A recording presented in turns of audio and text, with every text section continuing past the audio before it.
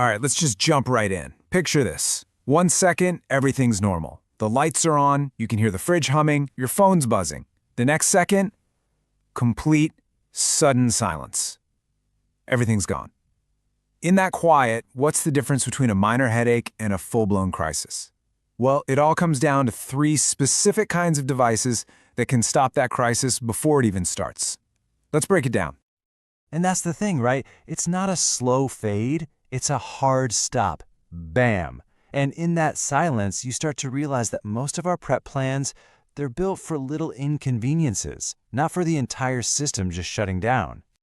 So what is the actual danger here? Most of us, our minds jump to flashlights and batteries. And look, those are useful, for sure, but they only treat a symptom, not the root cause. The way we usually think about blackouts, it completely misses the biggest threat. And that's the mindset we really need to change. So let's reframe this whole thing. The problem isn't the darkness. That's just the first, most obvious layer. The real danger is the rapid collapse of all the interconnected systems that are quietly running our lives in the background. This right here separates the symptom from the disease. We're wired to fear the dark, but the real threat, the thing that can actually hurt you, is what's on the right, system collapse. It's the failure of communication, the failure of water pressure, the failure of information. Once you start thinking that way, your entire strategy has to change. And trust me, that collapse happens fast. It's a cascade, a domino effect. First, the grid fails. Okay, lights out. But then, the cell towers go down because their backups run out. Next, the municipal water pumps stop working. And just like that, you're in a total information vacuum. No news, no official alerts, nothing. That's how a simple power outage spirals into a genuine crisis. So, how do you stop that cascade? It starts with what we're going to call a power bridge. This is not just about having a drawer full of batteries. This is about creating your own personal electricity lifeline so you can maintain control when the grid is gone. You see, independent power access, it basically stops the countdown clock. Disposable batteries are a finite resource. They will run out. A power bridge, though, is a system that lets you generate and use your own electricity. It gives you breathing room to think and adapt instead of just reacting to the crisis. And this is exactly why it's so critical. Power is the hub of the wheel. When it breaks, all the spokes snap. Your communication, your navigation, your access to information. For a lot of people, it means their crucial medical equipment just stops working. It makes everything from running a well pump to filtering water completely impossible. And listen, creating a power bridge is way more accessible than you probably think. Look at these options. Your car battery. With a simple inverter, that's a huge source of power right there in your driveway.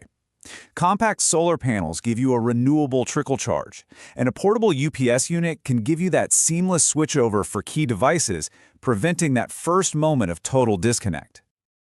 Okay, so the power bridge keeps your systems alive.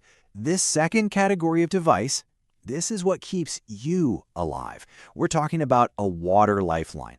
People think a few cases of bottled water have them covered, but that stockpile can disappear terrifyingly fast. The real solution is what you could call off-grid water controllers. These are simple, often low-tech tools that give you back control when the city water pressure is gone. We're talking about mechanical devices that don't need any electricity, allowing you to access, move, and purify water all on your own. And the stakes here could not be higher. When water systems fail, the immediate danger isn't just thirst. The real risk is contamination. Unsafe water leads to sickness, which then causes dehydration. Hygiene breaks down, infections spread, and a situation that was manageable turns into a serious health emergency. And the tools for this are just brilliantly simple. A manual well pump lets you completely bypass a dead electric one. A gravity-fed filter purifies water using nothing more than, well, gravity. Even a simple siphon can help you move water around without breaking your back. Their reliability comes from the fact that they have few, if any, moving parts to break. So we've got power for our systems, and we've got water for our bodies. This third category, this one is for the mind. We'll call it the information anchor. This is what prevents the psychological collapse that happens when the entire world goes silent and you're left in the dark, literally and figuratively. An independent communication switchboard isn't just one radio. It's a layered system you build to maintain some kind of information continuity. The goal isn't just to talk, it's to preserve certainty when modern networks disappear. It's your best defense against rumor, misinformation, and the panic they always create. And we've seen this pattern play out time and time again. First, the signal dies. The void that's left is immediately filled by rumors. People are desperately refreshing their dead devices, killing their batteries while learning absolutely nothing. That's what leads to isolation and panic. It's all fueled by a total lack of verified facts. So the solution is to build in layers, just like you see here. The foundation, the first layer, is just passive listening, an emergency radio, maybe a hand crank one. The middle layer is active communication, something like a ham radio. And the top layer is about local coordination, using mesh network devices that let your phones talk directly to each other, no cell tower required. So when you look at these three categories together, power, water, and information, it starts to reveal a pretty clear philosophy. This is the real secret to being truly prepared for a blackout. See, the old way of thinking is just about stockpiling gear. It's totally reactive. You're treating symptoms like darkness and thirst. The new thinking, which these devices all represent, is about bridging functions. It's proactive. You're trying to prevent that initial system collapse from ever spiraling out of control by maintaining your own flow of energy, water, and information. This quote just nails it, doesn't it? We love our complex, feature-heavy gadgets, but complexity is fragile. It breaks under stress. The tools that will actually see you through a real disruption are the ones built on this principle. Simplicity survives. So that brings us to the final question, and this one's for you to think about.